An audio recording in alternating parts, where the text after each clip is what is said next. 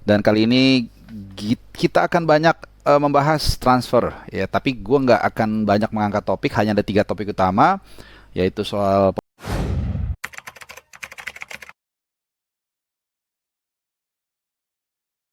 Halo lo, kembali lagi di channel gua dan mungkin udah 6 harian ya gua nggak menyapa kalian dan gue minta maaf karena ada satu dan lain hal ya. Jadi I'm not gone, I'm still here dan kembali kita akan ngobrol sepak bola dan kali ini kita akan banyak membahas transfer ya. Tapi gue nggak akan banyak mengangkat topik, hanya ada tiga topik utama, yaitu soal Paulo Dybala yang masih hangat ya. Banyak Romanisti yang optimis dengan kedatangan Dybala, terutama kalau kita bicara lini penyerangan yang menurut gua musim lalu Roma masih banyak punya kendala dalam final pass. Jadi bukan finishingnya menurut gua.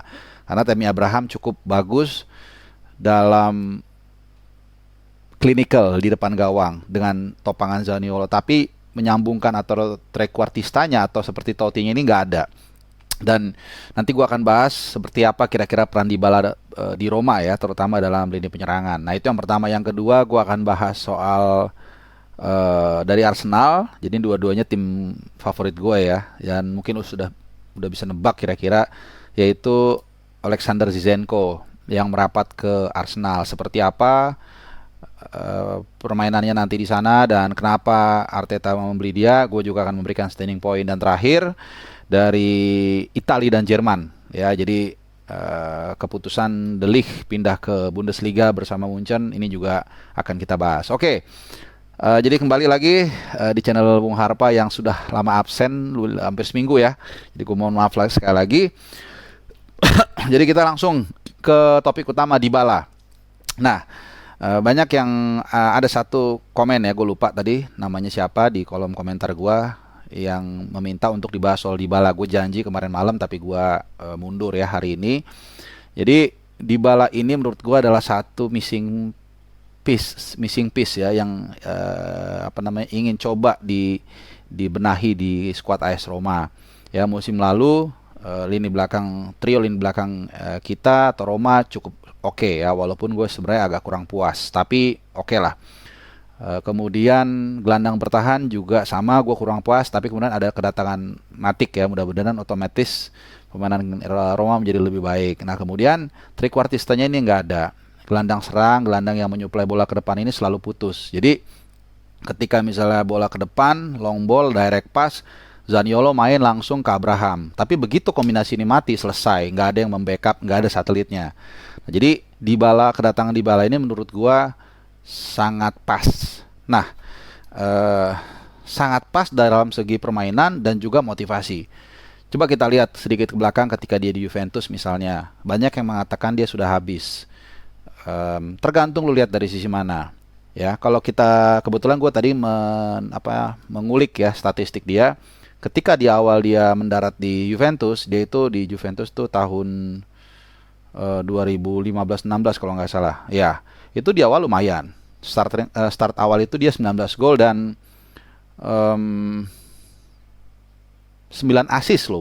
Luar biasa ya, terlibat dalam 28 gol ya. Kemudian musim berikutnya agak sedikit turun memang, 11 gol dan 7 assist. Ini hanya di Serie A loh. Dan tapi tahun berikutnya 2017-18 naik kembali 22 gol dan 5 assist. Nah, 2018-19 ini adalah titik di mana karirnya flop. Kenapa flop? Menurut gua adalah karena adanya kehadiran Cristiano Ronaldo.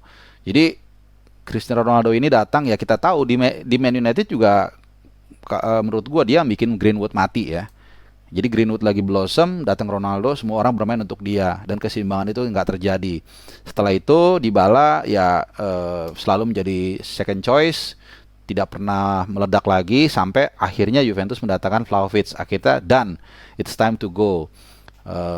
Dan sempat digadang-gadang ke Inter, kemana, dan waktu itu gue berdoa tidak kemana-mana supaya akhirnya dia mau ke Roma karena nggak ada pilihan. Karena Inter kan udah 5 strikernya kan. Dan Zanetti juga agak kurang setuju kalau Dybala datang. Terus ketutup lah. Kemudian yang lain-lain di Inggris juga nggak terlalu kuat. isunya nggak terlalu santer, dan ternyata betul doa gue terjawab. Akhirnya ya mungkin dia juga ada unsur nggak ada pilihan, atau mungkin dia ngelihat oke lah Roma, gue di sini kemungkinan akan jadi pemain inti dan bisa revival lagi mentalnya, ini yang penting. Dan orang yang tepat untuk membangkitkan mental pemain seperti ini adalah ada di sana, yaitu Jose Mourinho ya. Karena beberapa orang, gue lupa ya kalau nggak salah siapa ya, pokoknya gue pernah denger lah itu, lu kalau main atau dilatih Mourinho lu akan siap mati buat dia. Jadi untuk pemain-pemain seperti Dybala yang perlu recovery mental, menurutku sangat cocok ya. Jadi harapan yang sangat besar buat Romanisti untuk bisa melihat lebih baik lagi prestasinya di musim lalu dengan kedatangan paling tidak dua pemain inti terakhir ini ya, Matic dan Dybala ya. Mudah-mudahan ada satu lagi di sektor bek kanan kalau menurut gua yang kurang ya. Oke, itu dari Dybala. Kita ke sedikit masih di Italia lah ya. Ini Zlatan Ibrahimovic extended 1 year contract. Jadi luar biasa. Nanti dia akan berumur 41 kalau nggak salah bersama Milan, dan dia akan bertekad mempertahankan gelar Scudetto dan menggapai sejauh mungkin jalur mereka di Liga Champions. Ini walaupun gue sebagai Romanisti gue selalu respect dengan Milan dan Serie A pada umumnya ya. Jadi kita akan lihat sejauh mana milestone yang bisa ditorehkan oleh Ibrahimovic di usianya yang sudah tidak muda lagi ya. Oke, sekarang kita ke Inggris. Tadi yang sempat gue sebutkan terkait dengan Zinchenko. Nah ini memang satu posisi yang sejak awal musim gue sudah memperbincangkan dengan Chris Whitley. Ini chief reporternya Arsenal, jadi orang dalamnya Arsenal. Ya kalau lu yang ngikutin channel gue dari awal, pasti lu pernah dengar wawancara gue dengan beliau. Dan kita sepakat, jadi kita bahas berbagai aspek lah ya, berbagai sisi, dan salah satunya adalah sisi kiri. Nah, kenapa sisi kiri perlu ditambahi benar-benar?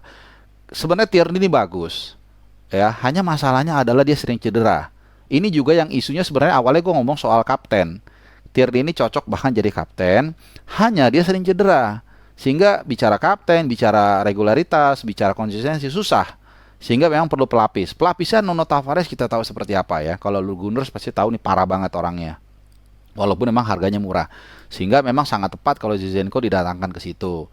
Ya kan kita tahu lah mereka sama-sama pernah bekerja sama di City, Arteta dengan Zinchenko, dan punya pengalaman mental juara juga ya. Dia pernah ya intinya malang melintang lah di Liga Champions dan beberapa kali juara IPL ya. Jadi ini pembelian yang oke, harganya juga nggak sampai 50 juta. It's so good deal lah ya. Walaupun udah lumayan banyak Arsenal belanja di bursa transfer kali ini.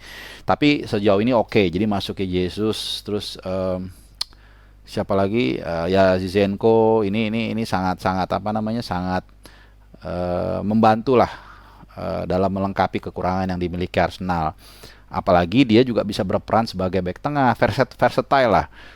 Gelandang kiri, bahkan juga sayap kiri juga dia pernah dimainkan di timnas, bahkan juga di bawah Pep Guardiola. Nah, bagaimana dengan sektor kanan?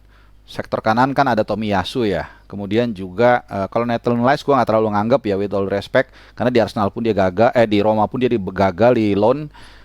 Cuman ya mungkin nggak ada yang mau beli atau gimana nggak ngerti. Tapi kalau gue jadi dia atau gue jadi Arsenal, mending gue pinjemin dia ke klub lain, mungkin ke Brentford atau bahkan ke Championship daripada dia jadi camat di Arsenal.